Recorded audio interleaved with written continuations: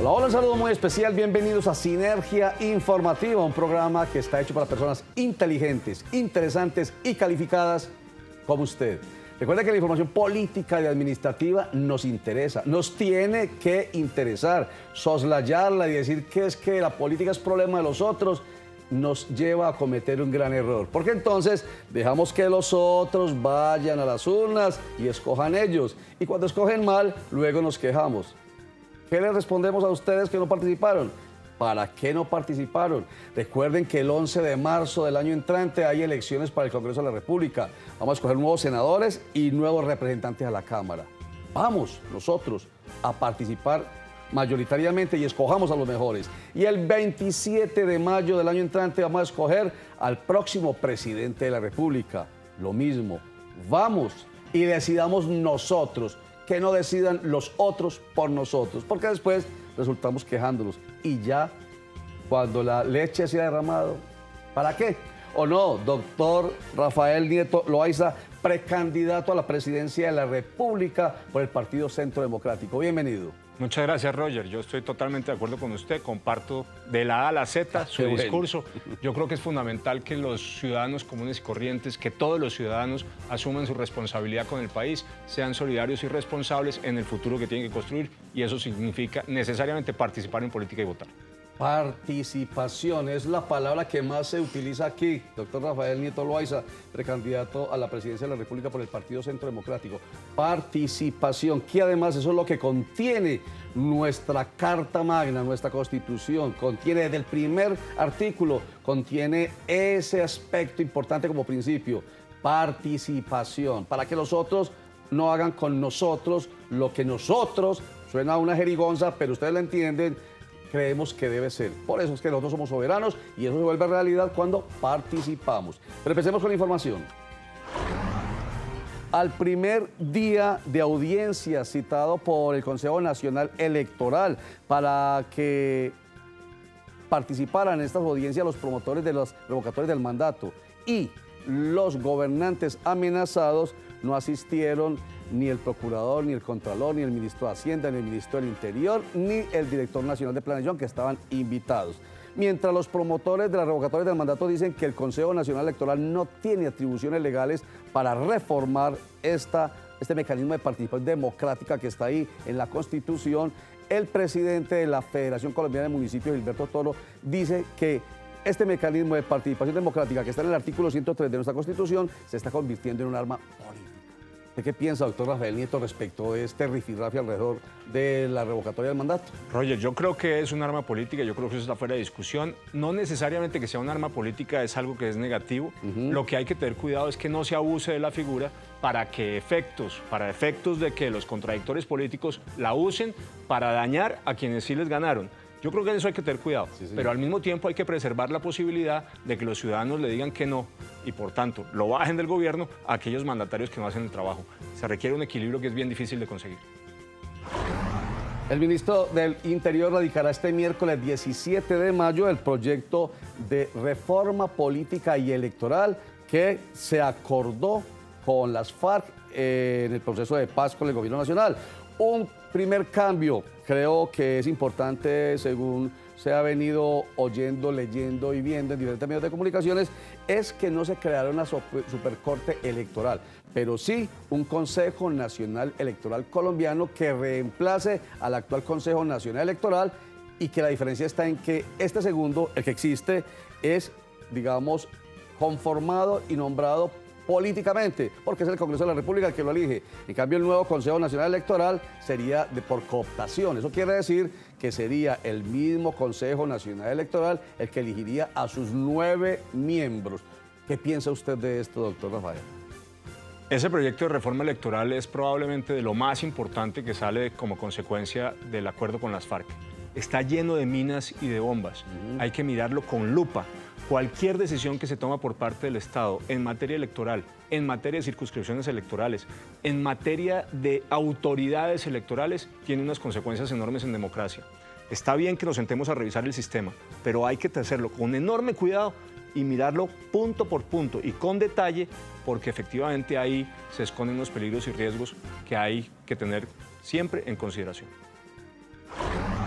Y antes de erradicar este proyecto de reforma política y electoral, el ministro del Interior se reunió con algunos miembros dirigentes más bien de partidos colombianos, más no con ninguno del Partido Centro Democrático, porque este partido, el del expresidente Álvaro Uribe Vélez, no está muy convencido de este proyecto. Dice que es improvisado y que además es un mandado que le está cumpliendo a las FARC. ¿Qué piensa usted que es de Centro Democrático? Que sí, que hay un mandado para las FARC. Yo de eso estoy absolutamente convencido y que por tanto hay que mirarlo con especial cuidado. Pero sobre todo, y me parece que es fundamental, este tipo de cosas tendrían que discutirse en un Congreso que tuviera facultades plenas para hacer su análisis y para hacer su estudio y para tomar decisiones inteligentes, razonadas y debatidas. Y desafortunadamente, con el procedimiento legislativo especial, el famoso fast track que está consagrado en los acuerdos, el Congreso es simplemente un firmón, un mero notario. Y por tanto, este tipo de reformas no deberían ir por el procedimiento legislativo, sino que ameritan el procedimiento ordinario con todo el estudio y el análisis que ello supone.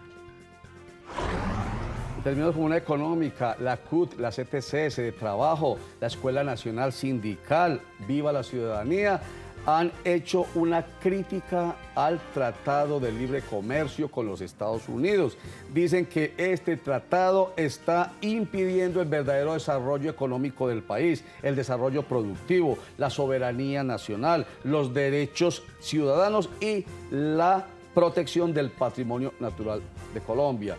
El senador de la República por el Partido Polo Democrático Alternativo, Jorge Enrique Robledo, ha dicho que que este Tratado de Libre Comercio con Estados Unidos lo que ha generado es grandes y desastrosas consecuencias para el sector económico, sobre todo el del empleo, porque en el sector agroindustrial se han perdido, dice él, 51.000 empleos y en el sector manufacturero se han perdido 106.000 empleos. Su comentario. El primer comentario, Roger. Todas las economías contemporáneas que crecen son economías volcadas hacia el exterior. Es decir, son economías que se dedican a producir para exportar. Y eso ciertamente es una realidad. Volver solamente a las épocas en las cuales nos mirábamos el ombligo y el único mercado para nuestros productos era el nuestro, que es así de chiquito, sí, ciertamente no tiene lógica. Lo segundo, lo que también es verdad, es que ha habido unos costos en materia de industrialización, producto no del Tratado de Libre Comercio, sino de todo un conjunto de políticas previas que ha generado un castigo enorme en el sector industrial y que por tanto ha traído desempleo. La pregunta es, ¿cómo podemos asumir que estamos en un mundo globalizado y trabajar en la línea de buscar capacidad exportadora, preservando el empleo y sobre todo preservando la industria nacional? Ese es el reto. La propuesta del Polo es una propuesta miope, solo mira un pedacito de realidad, pero no mira la necesidad del mundo globalizado. Mejor dicho, no dar vuelta atrás. Es imposible que sigamos, como usted dice, mirándonos el ombliguito. Hay que mirar hacia afuera, porque sabemos que además el gran porcentaje de las exportaciones colombianas van hacia los Estados Unidos de América y es muy importante para los ingresos del país. Entonces, lo que le entendemos a Rafael Nieto Loaiza, precandidato a la presidencia de la República por el Partido Centro Democrático, es que, bueno, puede que haya falencias, entonces vamos a resolver esas falencias. Y ya están conociendo ustedes al invitado. Como precandidato a la presidencia de la República, habla de varios temas, de los que ya le pusimos sobre la mesa. Ya lo están conociendo. Después de unos mensajes, lo conocerán mejor. Ya regresamos.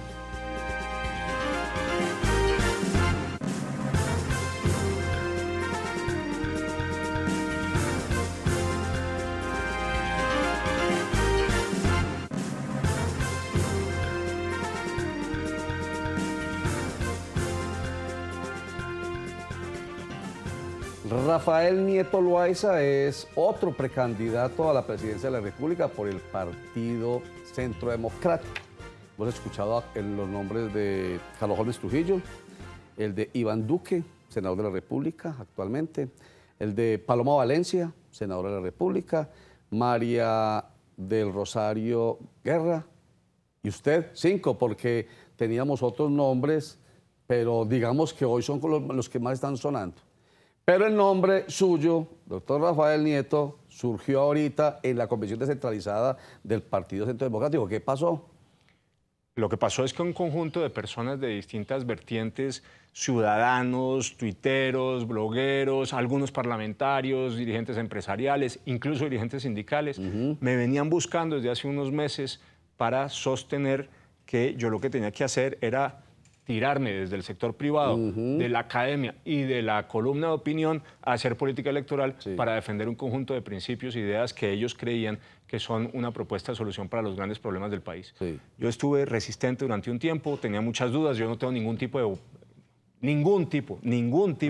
de historia en política electoral, nunca he sido un político, nunca he aspirado a ningún cargo de elección popular. No ha aspirado Roger ni siquiera... O sea, no ha sido un político partidista, digámoslo así, o militante, pero sí ha sido político porque todo lo que usted escribe y todo lo que usted dice es posición política. Eso es ser un analista político y asumir la responsabilidad política como ciudadano, que es a la que usted invita en la introducción de su programa. Señor, Yo estoy convencido de que los colombianos no podemos seguir entregándole a todos los otros, a los demás, la responsabilidad sobre las decisiones de fondo que nos afectan a todos. Nosotros tenemos que ser solidarios y responsables y eso supone asumir una posición política. Señor. Yo la tengo, pero política electoral, ninguna. Soy un primíparo absoluto y total. Muy bien. Tengo ningún tipo de experiencia electoral. Y entonces, como los otros son más conocidos que usted, porque están precisamente ahí en presencia de los medios de comunicación desde hace mucho tiempo, y a usted también, por supuesto, pero por sus columnas, y no todo el mundo las lee porque son para un público muy especial, que a partir de hoy que se va volviendo, digamos, más popular en diferentes medios masivos y redes sociales, ¿qué es lo que deben identificar en usted específicamente que sea como su diferencia competitiva y comparativa con los otros precandidatos?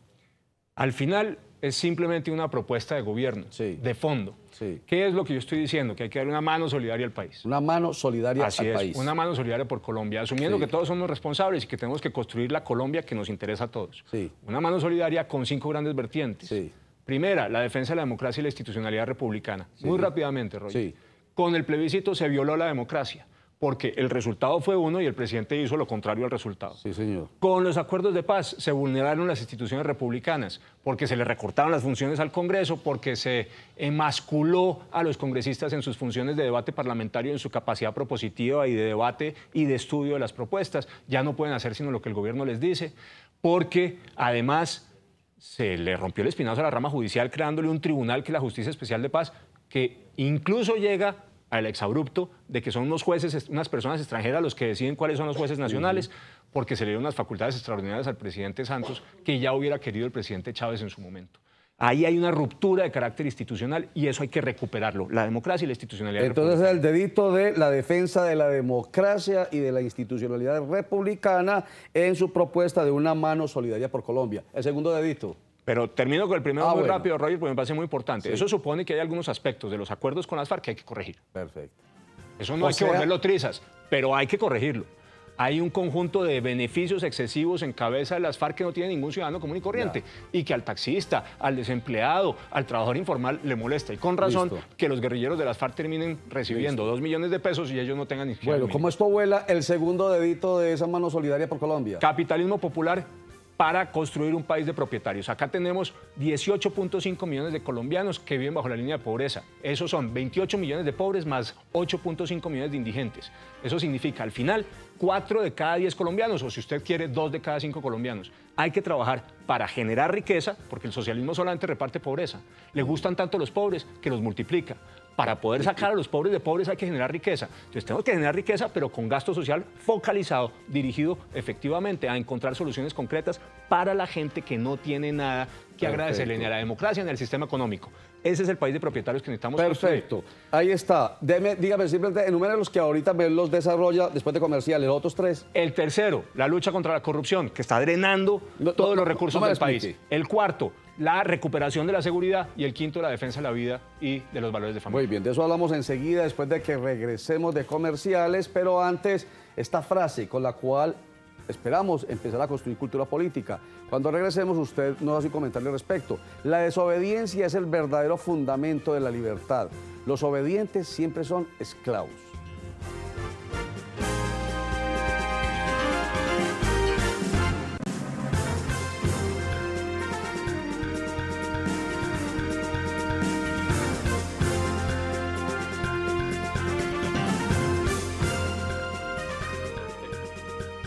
La desobediencia es el verdadero fundamento de la libertad. Los obedientes siempre son esclavos. Doctor Rafael Nieto Loaiza, ¿qué piensa de esa frase de Henry David Thoreau?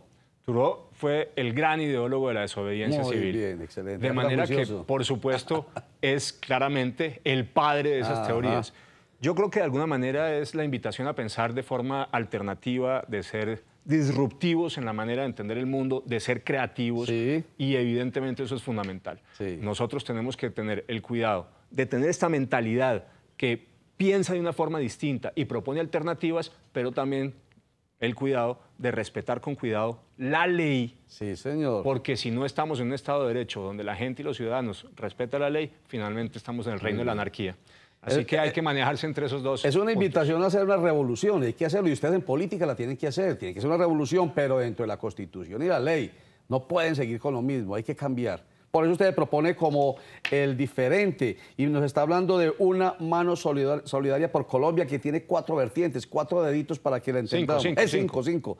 Uy, estaba pensando que le faltaba alguien. A usted le debe sobrar el dedo de Casado. Ojo, es ese. Bueno, no, estaba pensando en política, que no era a pensar que estaba haciéndole subliminalmente un comentario a quien le pueda faltar un dedo de la mano. Bueno, vamos con los 5 deditos. El primero, defensa de la democracia y de la institucionalidad republicana. 2, capitalismo popular para un país de propietarios. Listo, 3. Tercero, lucha contra la corrupción. Sí. Mire lo que está pasando hoy, básicamente, Roger. Usted tiene una sociedad que le entrega, por vía de los tributos que paga, de los impuestos que paga, vamos a suponer 100 pesos al Estado, a una caja negra que es el Estado.